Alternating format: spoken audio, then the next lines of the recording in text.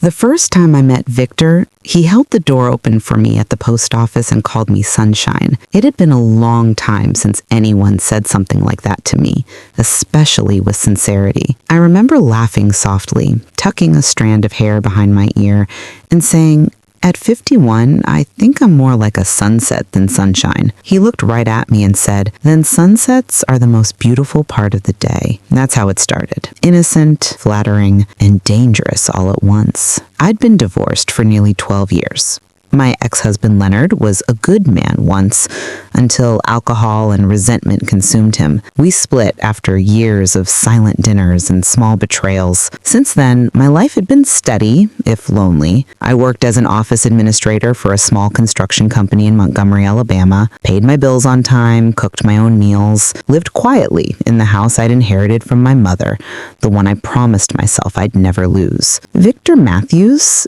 changed that rhythm. He was 40, tall, with smooth brown skin that caught the light, an easy smile, and a confidence that could melt steel. He claimed to be a real estate consultant between contracts. He wore cheap suits that looked expensive and spoke with a kind of practiced humility that made you want to believe him. And I did. He started showing up at my job with flowers, waiting in the parking lot just to drive me home. He'd cook me dinner. Steak, collard greens, and that sweet cornbread he said his mama used to make. After years of silence and solitude, his laughter filled the rooms again.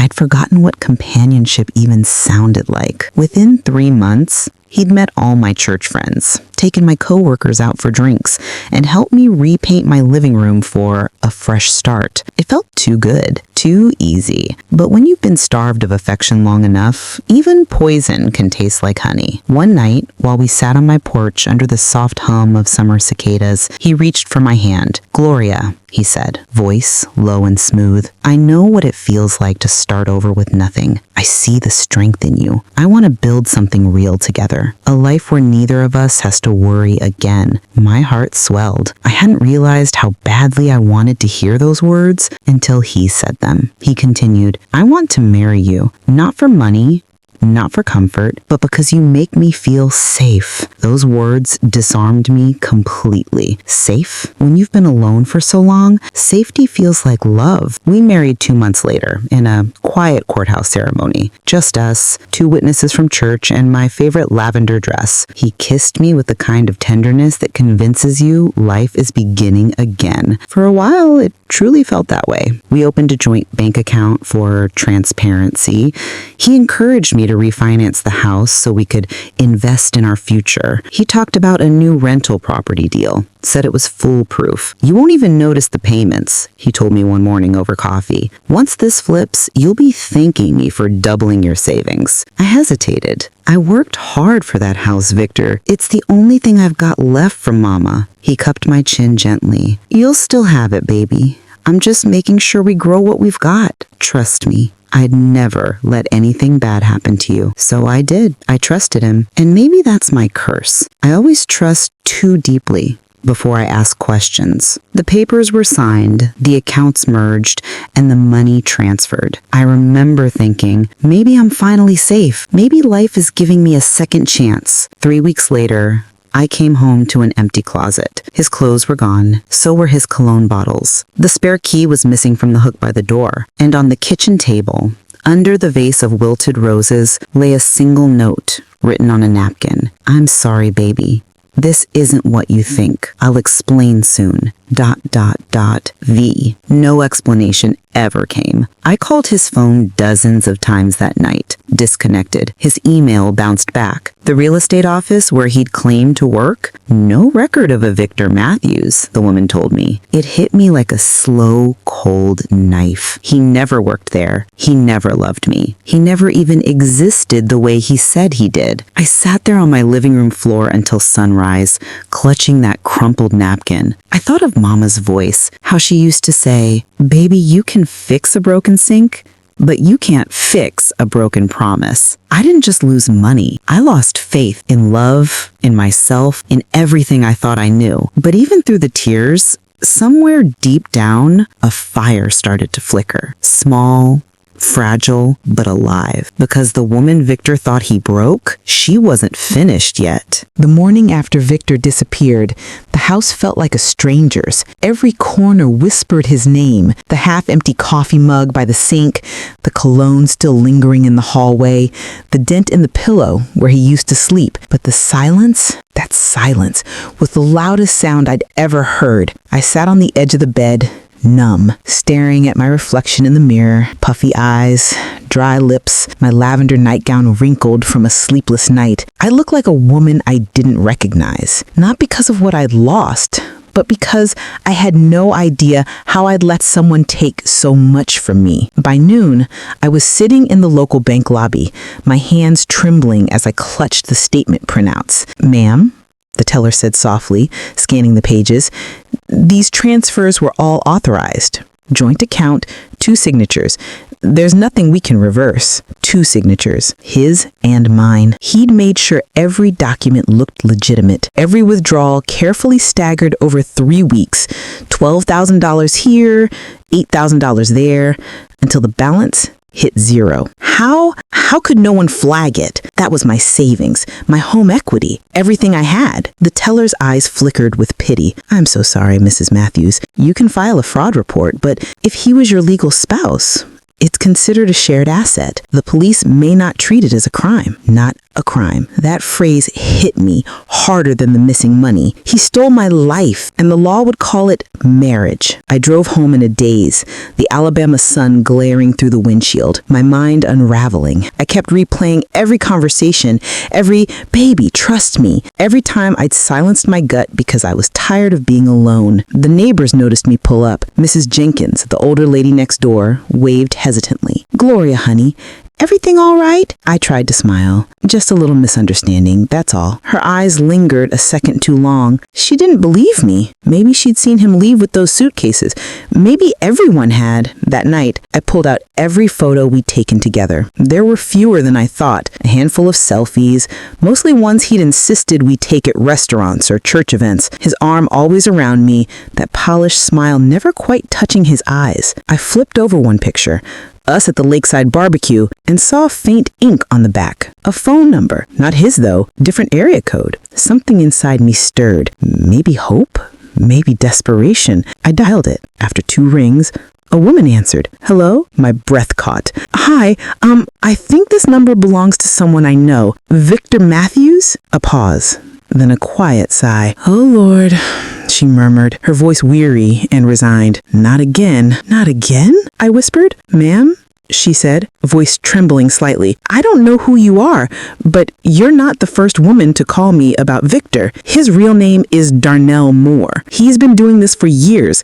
Different states, different names. He's a con man." The words sliced through me like ice water. I could barely whisper. "You're lying." "I wish I was," she said softly. "He took $20,000 from me 2 years ago. Told me he was investing in a property in Georgia. When he left, all I found was a fake business card and a canceled phone number." My knees buckled. I sank to the floor, clutching the phone like it was the last lifeline to sanity. The woman, her name was Denise, stayed on the line for almost an hour. We shared stories that sounded too similar to be coincidence. The smooth charm, the joint plans, the slow manipulation, the final disappearance. By the time I hung up, rage had replaced shock. This wasn't just heartbreak. This was calculated theft. But anger without direction eats you alive. So the next morning, I drove to the Montgomery Police Department. I walked up to the counter and said, "I'd like to file a report for financial fraud." The officer, a tired-looking man in his 40s, took down my information. "You said his name was Victor Matthews?" "Legally, yes, but I've learned his real name is Darnell Moore." "He's seen that name before. No current address, no social security trace. He's a ghost, ma'am. Unless we find him or he slips up somewhere, there's not much we can do." My throat burned. "So he just gets away with it, just like that?" The officer met my eyes, compassion softening his tone. "Sometimes they do, but sometimes they don't. Keep every document, every email, every photo. You never know when that paper trail will matter." That night, I gathered everything. Bank records, refinance contracts, photos, phone logs, even that napkin note. I laid them all out on the dining table like puzzle pieces of my own humiliation. But humiliation can be powerful when you decide it's fuel. I whispered to myself, "You took my money, Darnell, but you're not taking my life." I didn't know how I'd find him yet, but I knew I wouldn't stop until I did. And as I turned off the light and walked past the empty bedroom, I noticed something strange. The drawer of my nightstand was slightly open. Inside was a folded receipt from a car rental agency, dated 2 days before he disappeared. Pickup location, Birmingham Airport. Destination, Atlanta, Georgia. My pulse quickened. I held that slip of paper like a map to my freedom. For the first time in weeks, I felt something close to hope, but I didn't know yet. Chasing the truth would cost me even more than I'd already lost. The highway stretched endlessly before me, the morning fog curling over the asphalt like smoke from a dying fire. I hadn't slept. My suitcase sat in the back seat, stuffed with documents, photos, and the rental car receipt. My one piece of proof that Victor, or Darnell, was still somewhere out there. I didn't tell anyone I was leaving Alabama. No neighbors, no friends, not even my sister, who'd begged me to just move on. How do you move on when someone walks away with your entire life? I turned off the radio. The silence helped me think. What if this was all a mistake? What if he really had an explanation? Something that made sense of all the lies. But then I saw the bank statement on the passenger seat, my name printed beside joint withdrawal, $22,000. And I remembered how his smile had flickered just slightly the day I'd signed the refinancing papers. No, this wasn't love. This was a crime. Atlanta greeted me with chaos, horns blaring, the skyline cutting into the clouds, and the constant hum of a city too busy to care about anyone's heartbreak. I found the rental agency listed on the receipt, a small branch tucked behind an industrial strip mall. The man behind the counter, young and weary, blinked at me when I showed him the paper. Yeah, we remember him.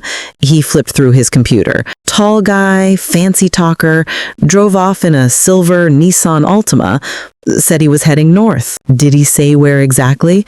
I asked, gripping the counter. The clerk hesitated. He mentioned something about closing a deal in Marietta. That's all I got, ma'am. Marietta. I'd never been there, but the name pulsed in my chest like a clue I couldn't ignore.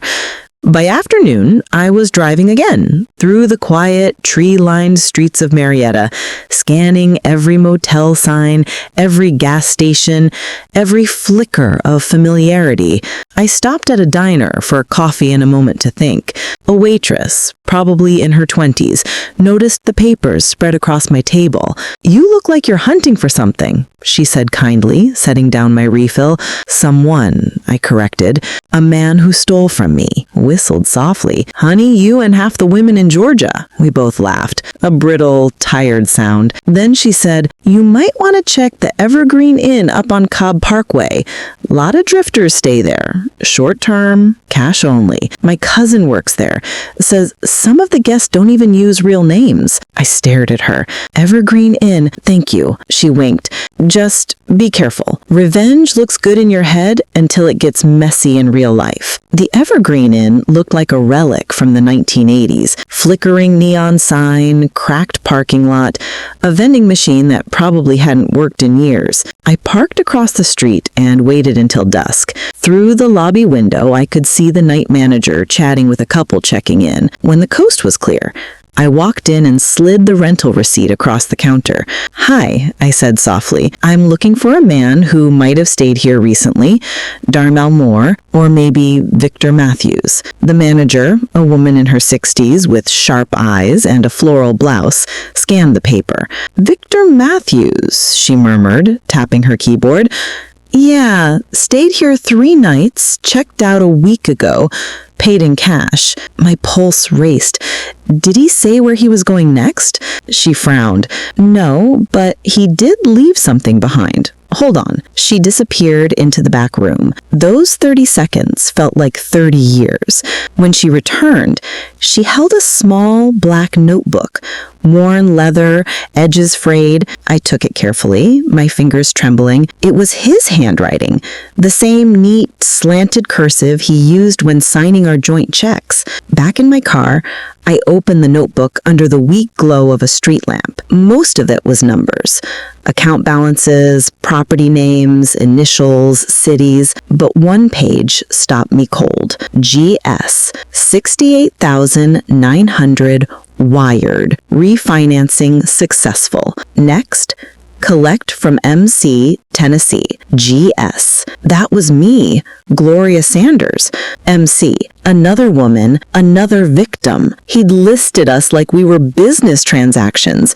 At the bottom of the page, meet contact, February 15, 3 p.m., Franklin, Tennessee, Coffee Haven. Tomorrow. I sat there, shaking, heart hammering against my ribs. This was my chance, maybe the only one I'd ever get, to face him or whoever he was meeting. The next morning, I left before sunrise. I didn't pack much, just my folder of documents, the notebook, and a quiet, burning resolve that had replaced my fear. The drive to Franklin took 4 hours.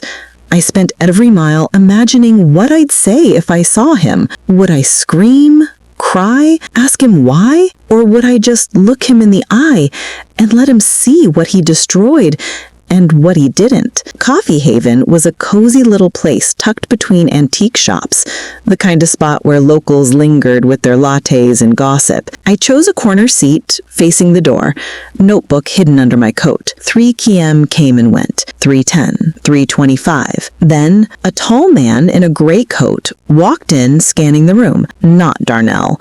Older, mid-60s maybe.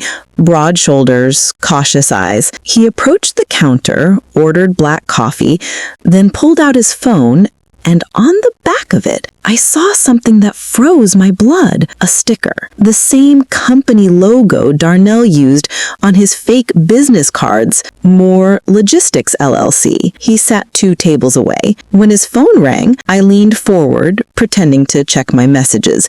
Just close enough to hear. Yeah, he said quietly. I got your message, Darnell. Franklin went smooth. Heading to Kentucky next. My stomach dropped.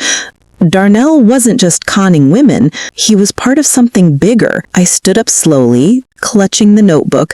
My heart pounded, but my voice was steady when I walked to his table. Excuse me, I said. He looked up, startled. Do I know you? Not yet, but you know Darnell Moore. His jaw tightened. Lady, I don't know what you're talking about. I opened the notebook and slid it across the table. Then maybe you can explain this. He stared at it for a long moment, then sighed, leaning back in his chair. Ma'am, you shouldn't be here. Why not?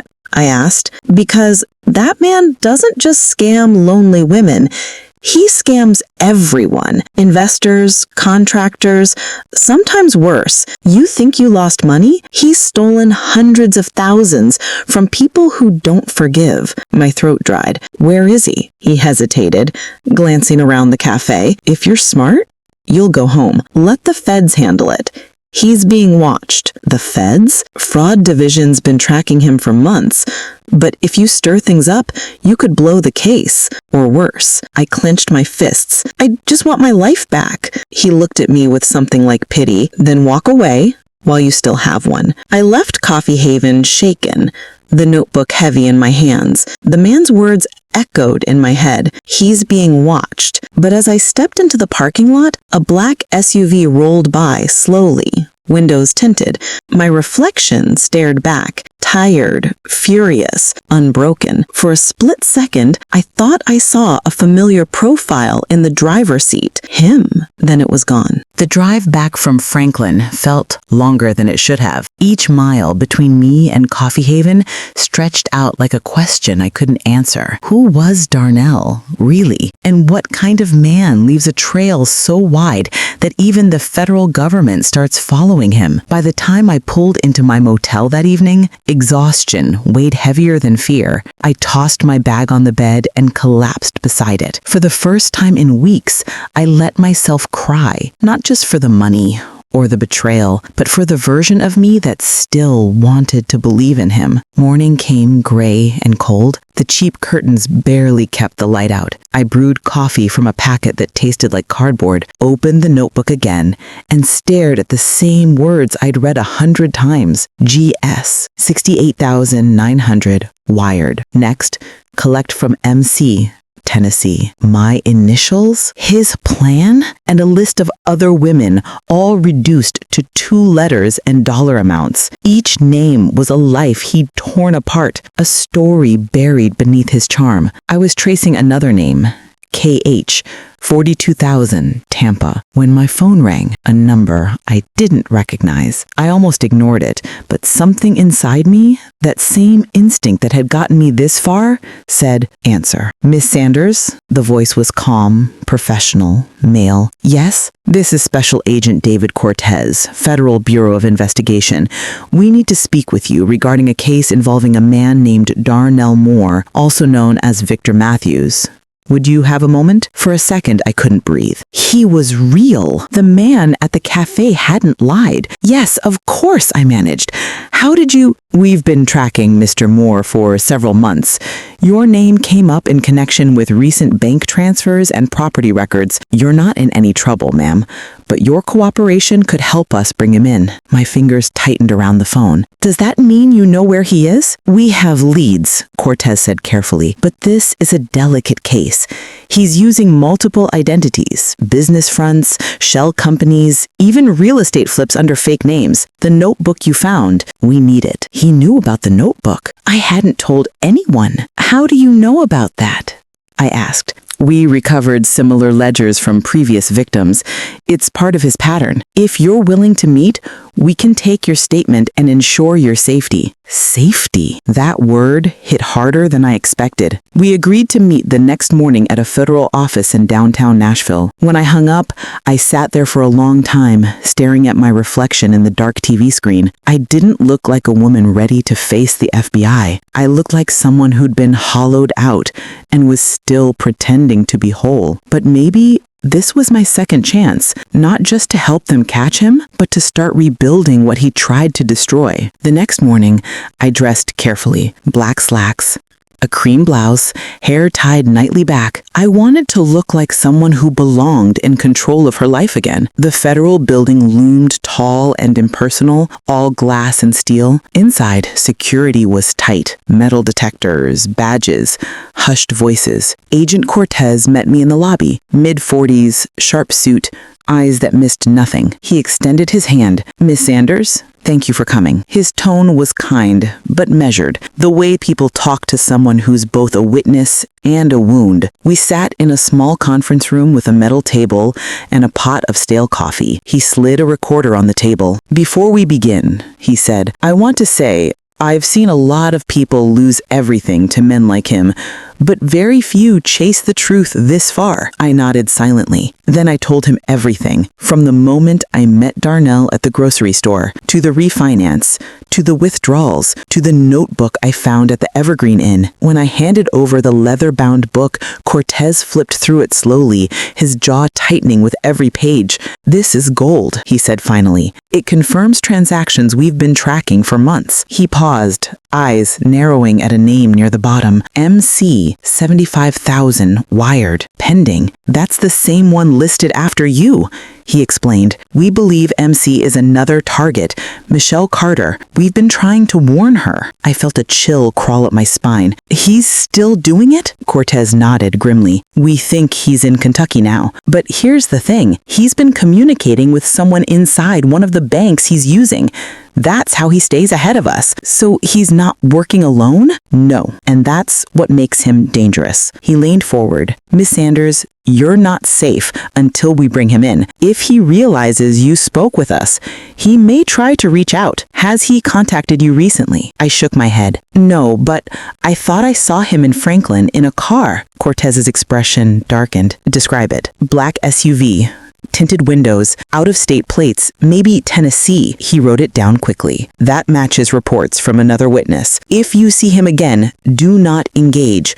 Call me directly. He slid a card across the table. I tucked it into my bag like a lifeline. When I left the building, the winter air hit my face like a slap. For the first time since this began, I felt something shift inside me. Not relief exactly, but purpose. He wasn't untouchable anymore. There were people who believed me, people who were going after him. But as I reached my car, a piece of paper tucked under the wiper caught my eye. I pulled it free. No advertisement, no parking ticket, just a single handwritten note. You shouldn't have talked to them, D. My heart stopped. I looked around the parking lot. Cars, shadows, reflections in windows, but no sign of anyone. Just the whisper of wind and the sound of my own pulse roaring in my ears. I climbed into my car, locked the doors, and gripped the steering wheel until my knuckles turned white. He knew. He always knew. But this time, I wasn't going to run. I took a deep breath, pulled out Cortez's card, and dialed his number. "It's Gloria," I said, voice steady despite the tremor in my hands. He found me. I didn't sleep that night. Even with the hotel door bolted, my suitcase against it, and the bedside lamp burning until sunrise, I couldn't close my eyes. Every creak in the hallway made my heart leap. Every engine outside sent me crawling to the window, terrified I'd see those tinted SUV lights again. When I finally called Agent Cortez the next morning, my voice trembled. "He left a note on my car," I said, clutching my phone tight. "He knows I talked to you." Silence. Then his tone sharpened. "Stay where you are. I'm sending a vehicle." 2 hours later, I was sitting in a sterile government building again, clutching a styrofoam cup of coffee that tasted like burnt plastic. Cortez stood across from me, the note in a plastic evidence bag between us. "He's watching you," he said quietly. "He must have followed you from Franklin or tracked your phone before you turned it off." My stomach dropped. "So he's still close?" He didn't answer, and that silence was enough. They moved me into what they called protective lodging, not a safe house exactly, but an anonymous apartment under federal lease. Small, window blinds sealed tight, a security team posted 2 floors down. To anyone else, it looked like an ordinary unit in an old building downtown. To me, it felt like prison. No phone, no contact with friends, no going outside without permission. Every day felt endless. My thoughts kept looping through everything I'd lost: my home, my savings, my peace, but worst of all, my sense of safety. Cortez came by every few days to update me. Each visit, I studied his tired face, looking for something solid to hold on to. "This kind of case takes time," he said during one meeting, flipping through his notes. "We've got agents watching airports and monitoring his aliases, but Darnell is slippery. He knows how to vanish." I frowned. "But if he's watching me, that means he's not invisible anymore. Doesn't that help?" He hesitated, then smiled faintly. "It does. You might have done more damage to his operation than you realize." The next afternoon, I decided to cook. Something simple, familiar. I found a few groceries the agents had stocked. Rice, chicken, vegetables. For the first time in weeks, I wanted to create something comforting. Cooking was my calm. The rhythm of it, the sound of onions sizzling, the smell of garlic warming the air. It reminded me of who I used to be before fear moved in. As I stirred the pot, a knock came at the door. "Miss Sanders?" The voice was low, male, cautious. I opened the door slightly and saw one of the agents assigned to the building. "Cortez sent me," he said, flashing a badge. "We're switching you to another location tonight. Too much movement around this block." My pulse spiked. "Movement?" He nodded. "Just a precaution." I glanced past him, noticing the faint tremor in his hand as he held the badge. Something in my gut told me something was off. "Wait here," I said. "I need to grab my bag." I closed the door, but instead of packing, I called Cortez's direct number. He picked up on the second ring. "Gloria?" "Agent Cortez," I whispered. "Did you send someone to move me?" A beat of silence. Then his tone sharpened. "Lock the door now." My breath caught. The knock came again, harder this time. "Miss Sanders, we don't have time." I backed away slowly, heart hammering so loud I could barely hear my own thoughts. "Help is on the way," Cortez said through the phone. "Do not opened that door. Then silence. The knocking stopped. For a few seconds, the world went still. Then I heard it, faint, deliberate footsteps moving down the hallway, the squeak of a stairwell door opening, closing softly. He was gone. When the real agents arrived 20 minutes later, they found the hallway empty. No sign of forced entry, no fingerprints on the knob, nothing. But I knew what I saw. That wasn't just some stranger. That was someone who knew the system, someone who knew where I was. That night, Cortez sat across from me again, jaw tight. "We think Darnell's working with someone inside," he said finally. "Someone with access to our movement logs." I stared at him, shocked. "Inside your office?" He nodded slowly. "It's possible. Someone is feeding him information, locations, schedules, protection details. That's how he stays one step ahead." I swallowed hard. "So now I can't even trust the people protecting me." He looked pained. "You can trust me," he said softly. "I promise you that. But even promises start to sound hollow when the walls close in." I started sleeping with a kitchen knife under my pillow. Every sound made me jump. The TV stayed on through the night, not for entertainment, but for company. I think about Darnell sometimes, not the con man, but the version I thought I married, the one who smiled when I talked about painting the porch and held my hand in church. I wanted to hate him completely, but grief doesn't work like that. It lingers in the gaps between fury and love. A few days later, I got an encrypted email from an unknown sender. The subject line made my blood run cold. "Still cooking your chicken the same way." I froze. It was something I told Darnell once, back when we first met, how I always made lemon garlic chicken when I was sad. My hands trembled as I forwarded the message to Cortez. Within minutes, he called back. "We traced it," he said grimly. "It came from a burner laptop near the airport." "So he's still here?" "Maybe not for long," he said. "We think he's preparing to leave the country." "Then stop him!" I cried. He said, "We're trying. But Gloria, if he's this close again, he's watching for something. Maybe waiting for you to slip." I stared at the screen, my own reflection staring back, tired, angry, afraid, but alive. "No," I whispered. "Not this time. I'm done slipping." I opened my notebook again, flipping past all the pain until I reached the last blank page. I wrote one line across it, pressing the pen so hard it almost tore through the paper. "You may have stolen my money, but I'm coming for my peace." That night, for the first time in months, I slept, not because I felt safe, but because I felt ready to fight back, ready to stop being prey, and ready to face whatever truth was hiding inside those walls, even if it meant discovering that the real betrayal wasn't just from the man I loved, but from the system that was supposed to protect me. The morning after that email, I stopped waiting for someone else to save me. Fear was exhausting, like carrying sandbags on my back while trying to climb uphill. Every step forward felt heavy, but I knew if I didn't move, I'd sink. Cortez had told me to stay put, to let them handle it. But how could I trust a system that leaked my location? So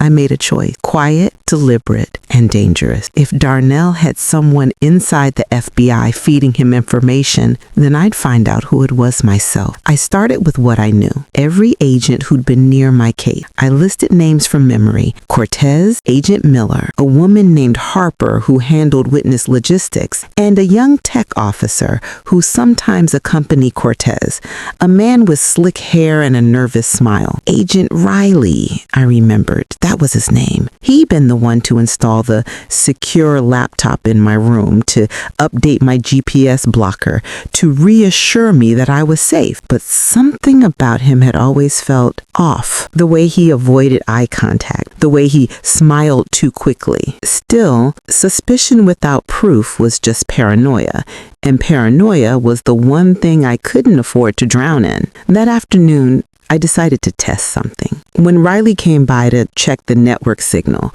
I casually mentioned that Cortez might be moving me to a new location across town. A lie. He nodded, said he'd make sure the transfer files were updated. Not even 3 hours later, I got a text from an unknown number. How's the new place? Hope the view's better. D. My blood turned to ice. It was Riley. It had to be. He was the leak. I called Cortez immediately. Agent Cortez, I know who's feeding him, I said, voice low, every nerve in my body trembling. Slow down, he said, but I didn't. Riley, the tech guy. I told him I was moving, and 3 hours later, Darnell knew. You said there was an insider. That's him. Cortez went silent for a long time. Then, finally, pack your things. Don't say a word to anyone.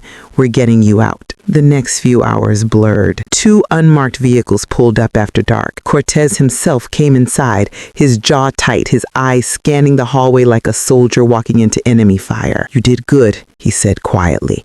Now let's make sure he can't hurt anyone else. They moved me to a smaller apartment near Huntsville under a different alias. Cortez promised they'd launch an internal review, quietly so as not to alert the leak, but I could tell he was shaken. That night, I asked him something that had been sitting on my chest since the first day we met. Why are you helping me so much? He looked at me for a long time before answering. Because I've seen women like you get buried in shame for things that weren't their fault. And I've seen men like him walk away clean. Not this time. For a moment, I saw past the badge, the weariness, the conviction, maybe even something like guilt. Did you ever lose something like this? I asked softly. He hesitated, then not at once. My sister, she got caught up with the guy who promised her the world. He drained her business, disappeared, and left her with debt she never recovered from. I couldn't save her then. Maybe I can save someone now. I looked down at my hands, the ache in my chest both heavy and grateful. Then let's both finish this. Over the next few days, Cortez and I built a plan. They traced Riley's digital trail, every access log, every outgoing call, every encrypted message from the FBI system. If he slipped once, they'd have him. Meanwhile, I was told to live normally, as if normal still existed for me. Still, I tried, cooking simple meals, journaling, even taking short walks in the early mornings when the air was cold and clean. Sometimes I'd whisper to myself, "You're still here, Gloria. You're still standing." But deep down, I knew the storm wasn't over. It broke 3 nights later. I was writing in my notebook,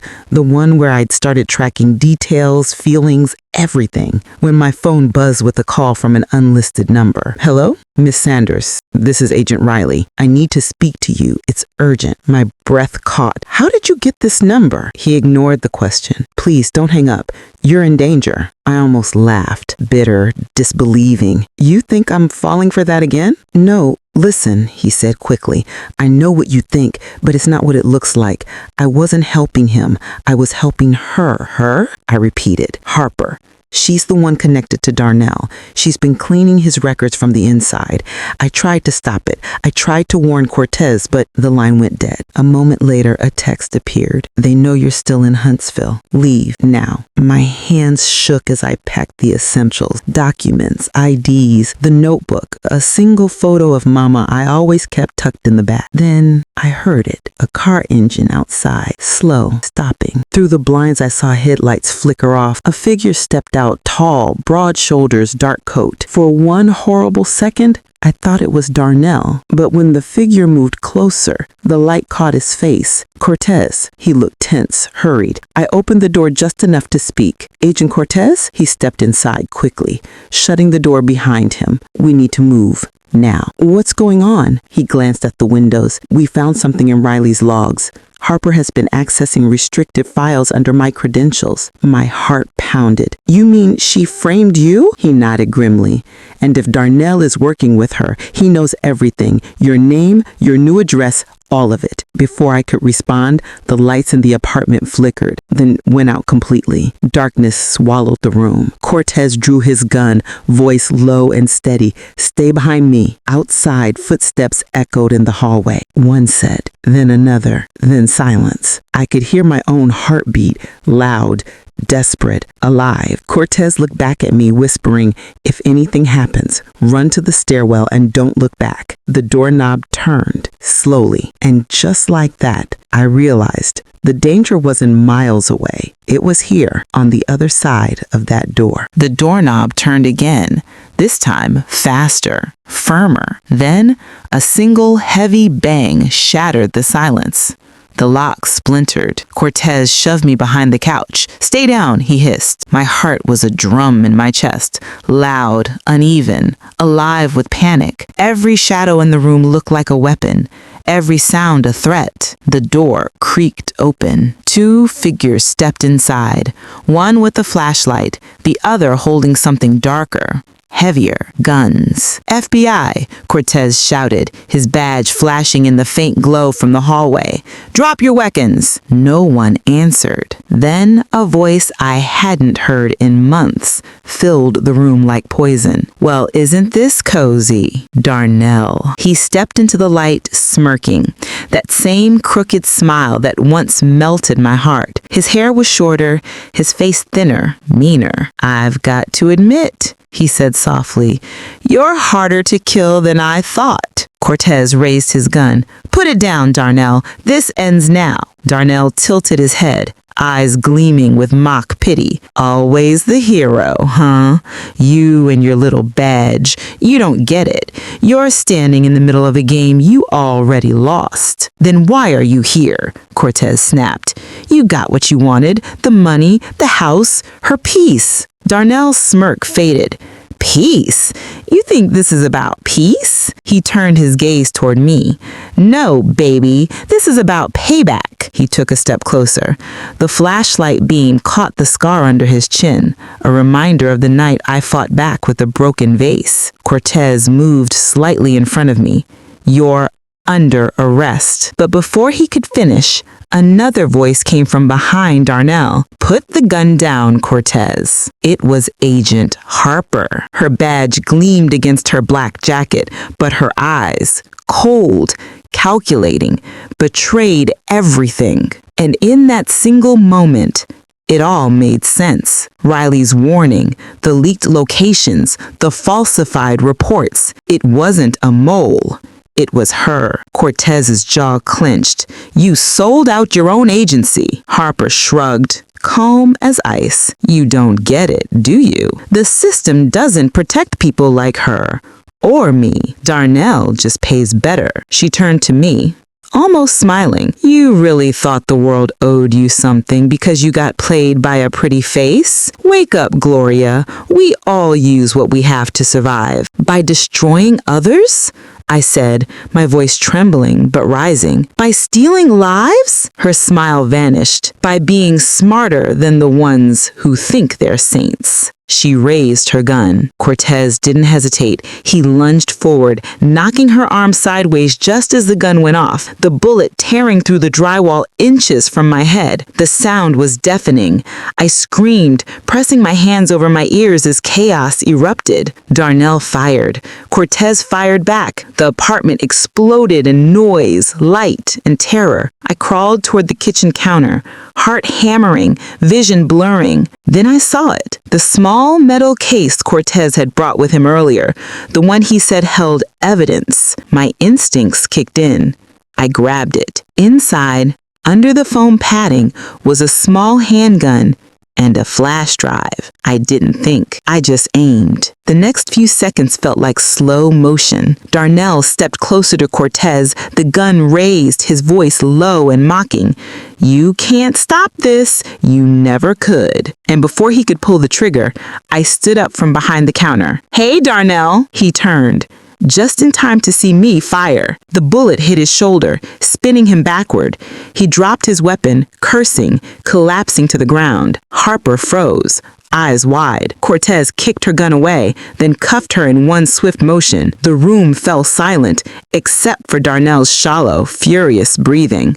You shot me," he groaned, disbelief twisting his face. I stared at him, my hands trembling, adrenaline flooding every nerve. "You stole my life. I'm just taking it back." Within minutes, backup arrived. Sirens, shouting, flashlights flooding the hallway. 2 agents rushed in, securing Harper and Darnell. Cortez, pale but steady, guided me outside as paramedics swarmed the scene. Cold air hit my face like reality itself. I'd been running from this moment for months, and now it was finally over, or at least that's what I thought. At the field office the next morning, I sat across from Cortez, bandaged and exhausted. "You did well," he said quietly.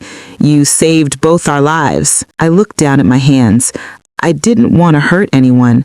I just couldn't let him win again. He nodded. "Justice isn't always clean, but it's still justice." Then he slid the flash drive across the table. "What's this?" "Proof," he said, "of everything Harper and Darnell were doing. Offshore accounts, shell businesses, a whole network of victims like you. You're not alone in this." I blinked back tears.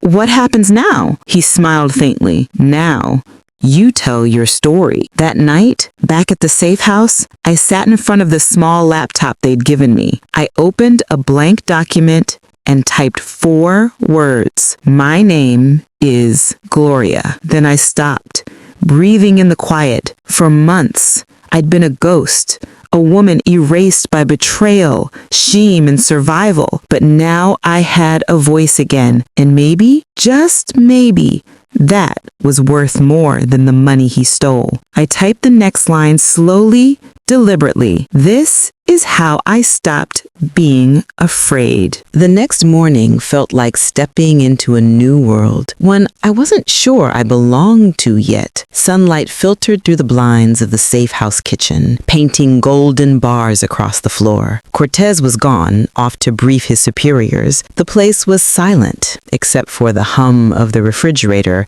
and the low buzz in my chest that wouldn't go away. I couldn't sleep. Not after what happened. The sound of gunfire, the look in Darnell's eyes, Harper's smirk before the cuffs clicked. It all looped through my mind like a nightmare stuck on repeat. But underneath that fear, something else was growing, something I hadn't felt in a long time. Resolve. I brewed a cup of coffee and sat at the small wooden table with the flash drive Cortez left behind. It was cold and metallic in my hand, the weight of secrets inside it heavier than I could measure. I stared at it for a long time before whispering to myself, "You wanted to start over, Gloria. Well, here's your start." I plugged it into the laptop. The folders inside were named after random numbers, but when I clicked through, my stomach turned. There were documents, fake contracts, bank transfers, loan records, emails between Darnell and Harper, even messages to 2 men I didn't recognize. They weren't just scamming me, they'd been preying on older women across the country. Widows, retirees, single mothers, anyone with savings and a kind heart. Every file was another story like mine. Tears blurred my vision. I covered my mouth with my hand, whispering, "Oh my God!" They had turned love into a weapon. Hours later, Cortez returned, his face tense. "They're trying to bury it," he said, slamming his phone down. "The Bureau wants to contain the story until the investigation's complete. That could take years." I clenched my fists. Years? Those women don't have years. Some of them could lose everything before anyone even knows the truth. He sighed, rubbing the back of his neck. "I know, but if you leak this, Gloria, they'll come for you. Not just the criminals, the Bureau too. You'll be painting a target on your back." I looked him straight in the eye. Maybe it's time someone did. That evening, I called a reporter named Denise Carver. I'd met her years ago when she covered a story about local business owners in Atlanta. She'd always been fair, honest, sharp. "Gloria Sanders," she said, her voice cautious but curious.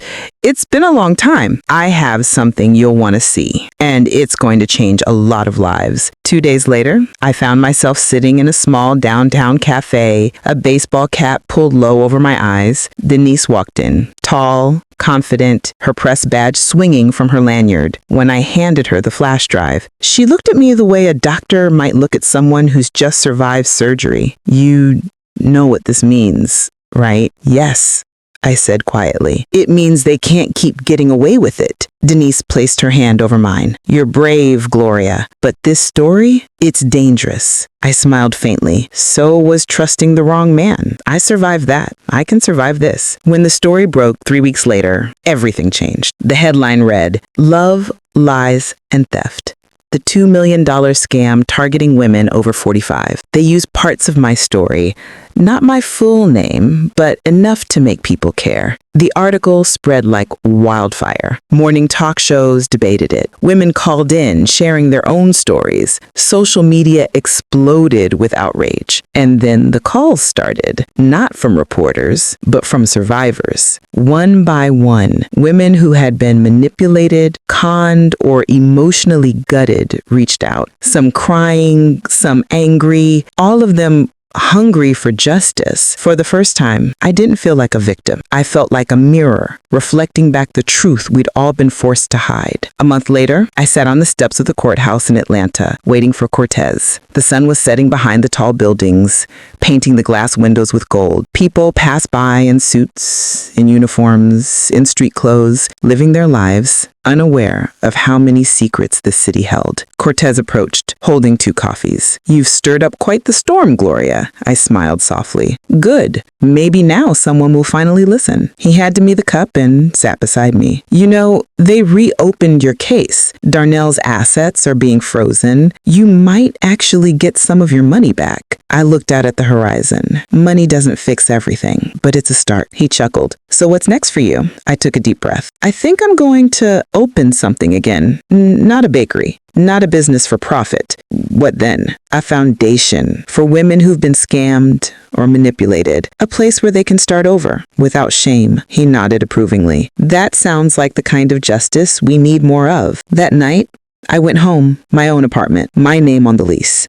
My savings slowly rebuilding. I poured myself a glass of wine and stood at the window, looking at the city lights below. The world was still cold, still dangerous, still unpredictable, but so was fire, and fire can destroy or rebuild depending on who holds it. I whispered to my reflection, "You made it through, Gloria. You made it through." And for the first time in years, I smiled, not because I'd won, but because I'd finally stopped losing myself. The morning after Denise's story aired nationwide, I woke to the sound of my phone buzzing like a swarm of bees, hundreds of missed calls, dozens of messages, unknown numbers. At first, I thought maybe the story had inspired more survivors to reach out, but when I opened my email, my stomach dropped. Subject lines read, "Liar, gold digger, you ruined a man's life, hope it was worth it." And one message, sent at 3:12 a.m.,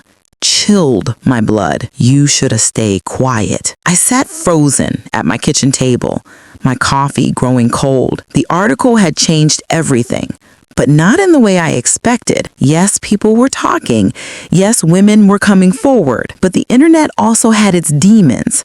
Men calling me bitter, users calling me greedy, trolls twisting my pain into a punchline. I'd wanted to start a movement. Instead, it felt like I'd started a fire I couldn't control. My phone rang again. It was Cortez. "Gloria, stay off social media. Someone's leaking your old address." "What?" I gasped, heart racing. "Who would?" He cut me off. "We're tracing it. You'll need to move. I'm sending an unmarked car to your building in 10 minutes. By the time the agents arrived, my nerves were unraveling. I threw my essentials into a duffel bag, laptop, flash drive backup, passport. When I looked around the apartment, my first real home since Darnell left, I felt a sharp ache in my chest. I only just started rebuilding my peace, and now I had to leave again. One of the agents, a young woman named Jasmine, gave me a soft smile. "We'll keep you safe, Miss Sanders." I nodded, forcing a shaky breath. I've heard that before. Hours later, we arrived at a small guarded property outside of Macon. It wasn't fancy, but it was quiet, surrounded by pine trees and privacy. Cortez showed up after dusk, his jacket dusted with rain. He looked exhausted but determined. "They're angry, Gloria," he said, sitting across from me. That article exposed more than just Darnell's operation. There were names, people in finance, law enforcement, even a politician who's now under investigation. "You kicked a hornet's nest." I stared at the rain streaking the window. "I didn't want revenge, Cortez. I just wanted truth." He nodded. "Truth always has a price. The question is, are you ready to pay it?" That night, I couldn't sleep.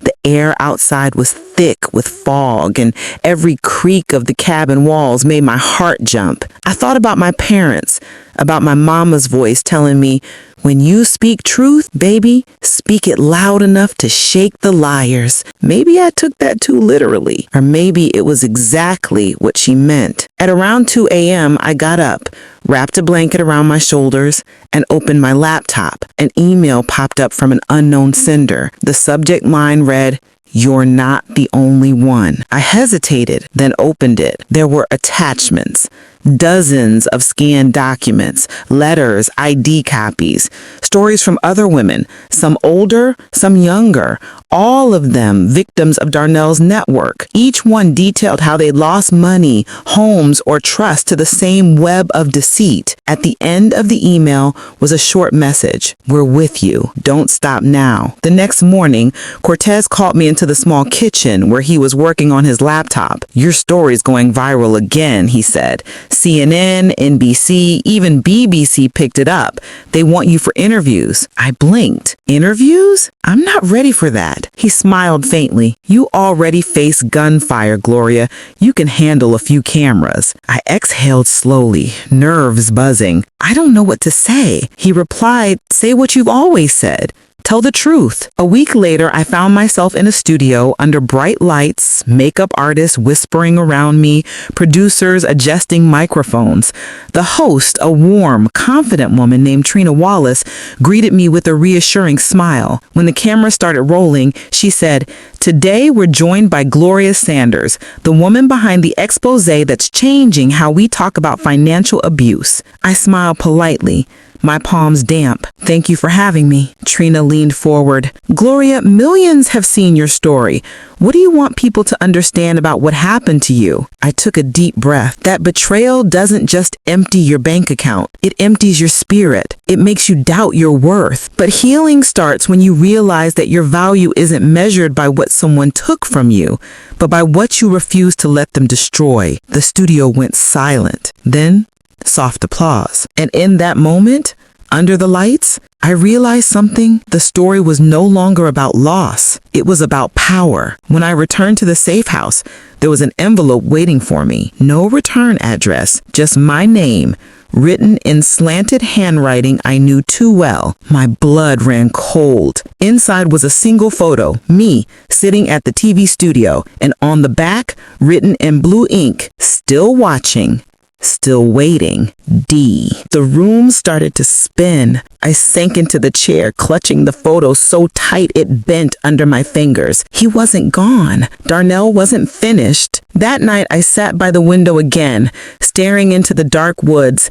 I thought about everything I'd fought for, my safety, my truth, my name, and I made a promise to myself. If he wanted to come back, I'd be ready this time. Not as the woman he used to fool, but as the woman he taught me to fight. The rain hadn't stopped in 2 days. Heavy, relentless sheets of water pounded the cabin roof, drumming against my nerves like a countdown I couldn't escape. I hadn't told Cortez about the photo yet. I didn't want to sound paranoid, but deep down, I knew what that message meant. Darnell was back, and he wanted me to know it. I sat on the couch, clutching my mug of tea, staring at the blurry reflection of the forest through the rain-streaked window. My hands trembled slightly, not from fear, but from exhaustion. Every time I closed my eyes, I saw his face again, that smirk, those eyes that once felt like safety, but were always danger. How many times had I ignored my instincts? How many signs had I brushed off because love blinded me? Not this time. The phone rang. Cortez. "Gloria," he said sharply. "We traced movement from one of Darnell's old contacts. He's back in Georgia, possibly near Macon." I swallowed hard. "I know." Silence on the line. "What do you mean, you know?" I exhaled shakily. "He sent me something." There was a pause. Then his voice turned grave. "You need to show me. Now." When he arrived, the storm had turned violent. Thunder cracked overhead as I handed him the envelope. He studied the photo for a long time, jaw tight. "This wasn't a random threat. He's watching you, up close." "Then let's stop watching and start acting," I said. my voice steadier than I felt. He met my eyes. You're not bait, Gloria. I'm not a victim either. Cortez hesitated, then nodded slowly. If we do this, it's dangerous. No backup until we're sure. You understand? I nodded. I've lived in danger since the day I met him. Let's finish this. By the next morning, we had a plan. Through the files on the flash drive, Cortez found evidence that Darnell was laundering money through a small construction company just outside Atlanta. It was registered under a fake name, but the bank accounts linked straight to him. They were set to receive a large wire transfer that week. Over $200,000. If he shows up to collect in person, Cortez said, we can corner him.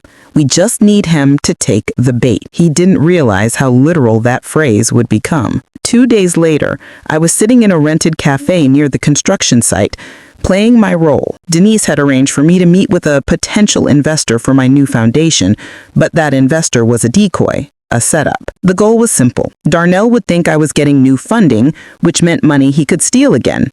His greed was always predictable. At 4:17 p.m., he walked in. Same smirk, same swagger, as if the months apart were nothing but a commercial break in his show. My breath caught, but I didn't move. I wanted him to see me calm, composed. He slid into the seat across from me. You look good, baby. I clenched my jaw. You look worse. He chuckled low. Always had a mouth on you. Thought you'd be hiding under a rock after all that TV attention. Guess I'm harder to break than you thought. His eyes narrowed. You shouldn't have done that. You think the world's on your side now? It isn't. They'll chew you up like they did me. I didn't lie to the world, I said quietly. You did. For a second, something flickered in his eyes. Not remorse, but rage. The kind that always came before violence. You took my life apart, Gloria. You dragged me down in front of everyone. You took mine first, I said, leaning forward. But here's the difference. I learned how to rebuild. He laughed bitterly and leaned back. You always were dramatic. What do you want, huh? An apology? Money? You think this little act makes you strong? No, I said softly. Walking away from you did. He sneered. Then his tone shifted. Darker. You really think I came here for conversation. His hand slid toward his jacket. Before I could react, Cortez appeared from behind the counter, gun drawn. Don't even think about it, Darnell. The cafe froze. 2 customers ducked under tables. Darnell raised his hand slowly, smirking. Of course, the cop. Always there to rescue her. Cortez's voice was cold. You're done running. Darnell looked at me, eyes burning. You think they'll believe you? A woman scorned? They'll twist it all over again. That's what they do. I stood up, staring him dead in the eye. Maybe, but this time I have the truth and people listening. Suddenly, Darnell flipped the table, sending coffee and glass flying. I stumbled back as he lunged for the door, sprinting toward the street. Cortez chased after him. I froze for half a second, then followed, rain soaking through my coat, my heart pounding like thunder. They ran through the alley behind the cafe, tires screeching, horns blaring. I heard Cortez shout, "Stop!" Then a single gunshot. I turned the corner just as Darnell fell to his knees, clutching his shoulder. Cortez stood behind him, gun still raised. Don't move. Sirens wailed in the distance, getting closer. Darnell turned his head toward me, grimacing through pain. You happy now, Gloria? You think this fixes anything? I stepped closer, my voice calm but cutting. It doesn't fix you, but it frees me. He laughed weakly. You'll always need me. Without me, you don't have a story. I looked down at him, rain dripping from my hair. You were never my story, Darnell. You were just the lesson. When the officers took him away, Cortez put a gentle hand on my shoulder. It's over. But I shook my head. No, not yet. He's just the symptom. The sickness goes deeper. In every man and every system that let him do this. Cortez nodded quietly. Then, maybe it's time you show them how to heal. That night back at the safe house, I wrote again. This time it wasn't fear in my words. It was fire. I wrote about the women who had lost everything, about survival, about rebuilding. And at the bottom of the page I wrote, healing isn't about what's taken from you. It's about what you choose to reclaim. For the first time, I believed it. Freedom is heavier than chains, because when they take the chains off, there's nothing left to blame. I learned that the hard way. The morning after Darnell's arrest, the storm broke. The air outside was finally clear, pale sunlight bleeding through gray clouds, dew on the porch railing like fragile glass. I stood outside the cabin, barefoot, listening to the silence. For the first time in months, there were no footsteps behind me, no sudden noises that made me jump, no shadows that belonged to someone else, just the quiet sound of birds. And yet, my heart didn't feel free. It felt hollow. Cortez came by with coffee around 9 a.m. He looked tired, the kind of tired that lives behind your eyes. He's in custody, he said. No bail. The DA is stacking the charges: fraud, identity theft, attempted assault. He'll do time. I nodded, but my throat stayed tight. That doesn't give me my house back or my money. He gave a small, sympathetic smile. No, but it gives you your name back. That one hit deeper than I expected. My name, my reputation, my peace. All of it had been stolen before the money ever was. Now I had to figure out who I was without the chaos. By summer, the media storm returned. Only this time, I wasn't hiding from it. Talk shows, podcasts, interviews. Everyone wanted the woman who turned betrayal into justice. I said yes to only one, a small local channel run by a Black woman in Atlanta named Nia Brooks. She didn't want gossip. She wanted truth. The cameras rolled in her modest studio, and she asked softly, "Gloria, when he was arrested, what was the first thing you felt?" I paused for a long time before answering. Relief, then sadness, because I realized the person I'd been fighting for, the man I wanted him to be, never existed. Nia nodded gently. "And who are you now?" I smiled faintly. "Someone I wish I'd met sooner." That clip went viral within days, not because it was dramatic, but because it was real. Thousands of women wrote to me. Emails, letters, messages, some barely a sentence long. "Thank you for saying what I couldn't. He drained me too. I thought I was stupid for trusting him." For the first time, I didn't feel like a cautionary tale. I felt like a mirror, reflecting pain back into power. Denise called a week later. "You know, you've got a platform now. You could do something with it." "Like what?" I asked. "Workshops? Advocacy? Maybe even write a book. Women like you, they don't get second chances unless someone shows them how." I laughed softly. "Me? A teacher? You've been teaching all along. You just didn't know it." Her words stayed with me. That night, I started sketching ideas in my old notebook, the same one I used to plan wedding cakes and grocery lists. Only now, the title at the top of the page read, "Second Sunrise Foundation, Rebuilding After Betrayal." By summer, the foundation was real, small, imperfect, but alive. We held our first meeting in a rented church basement with 10 folding chairs and a tray of stale cookies. But when I looked at the women gathered there, bruised hearts, shaking hands, stories that sounded too much like mine, I realized something. Healing doesn't need luxury. It just needs company. A few months later, I got a letter from the prison. No name on the envelope, but I knew the handwriting instantly. Darnell. My first instinct was to throw it away, but curiosity,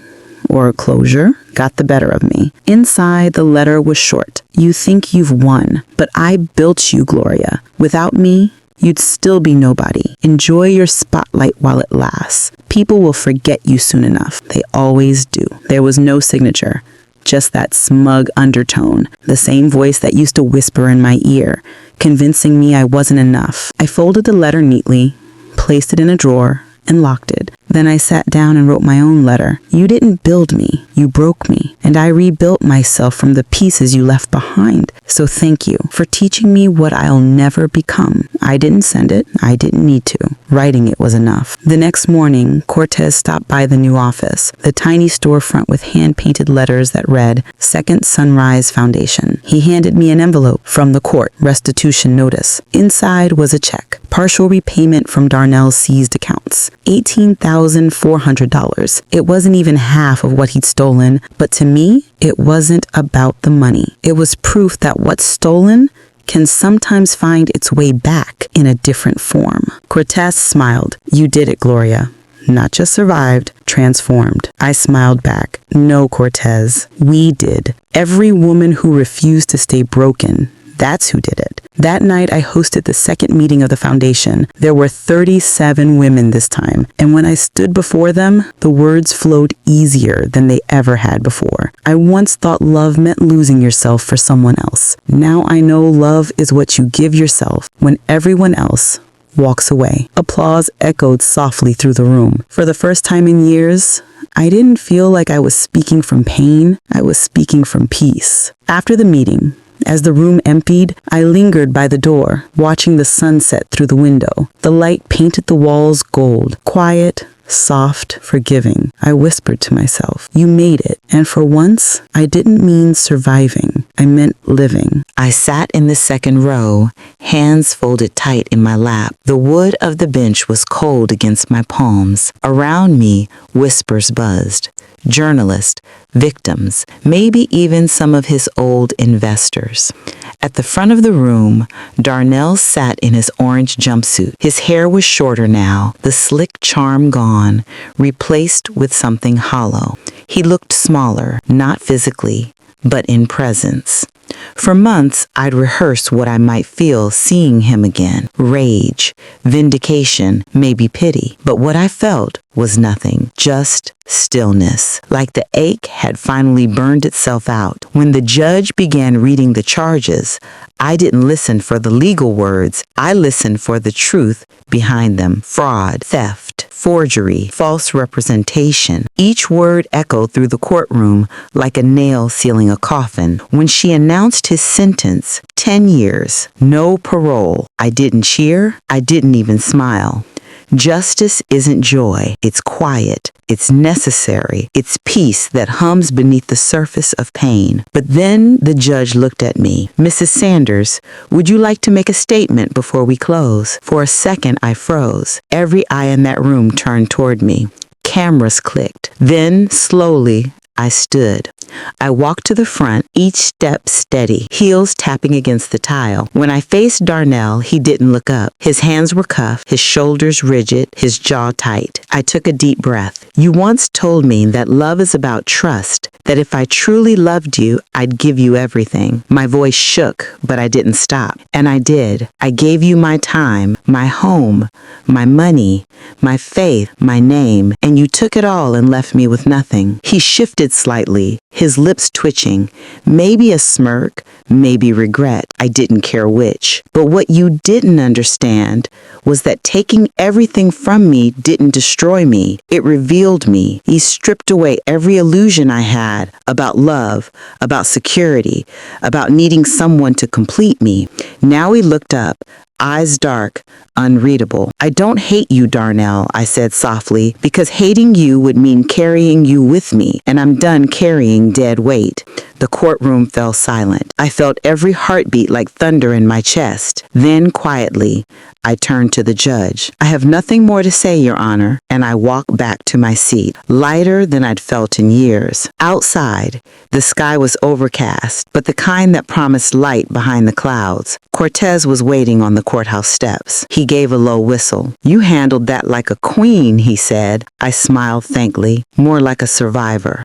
"Same thing," he said. He handed me an envelope. "A letter came for you. From a publisher, I think." I blinked, surprised. Inside was a short message. "We saw your interview with Nia Brooks. Your story is powerful. We'd love to discuss a memoir. Married for money, not for love." For a moment, I just stood there, stunned. Then laughter bubbled up from somewhere deep, pure and uncontrollable. Cortez chuckled. "Looks like your next chapter just found you." By spring, I was writing again. Not about the pain, but the lessons. The book poured out like water from a broken dam. Late nights at my kitchen table, candle flickering, cup of coffee cooling by my elbow. I wrote about the woman who thought she needed saving, about the man who wore love like a mask, and about how losing everything forced her to find herself. The words healed me in ways therapy never could. Each page felt like reclaiming another piece of my soul. Months later,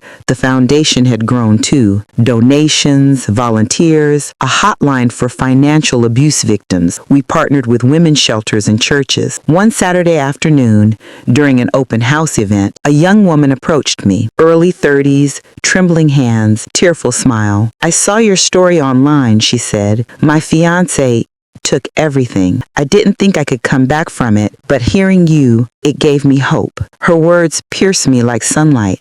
I took her hands gently. You will come back because you already started. She nodded, crying softly, and I realized that was it. That was my purpose. Not revenge, not money, not even closure.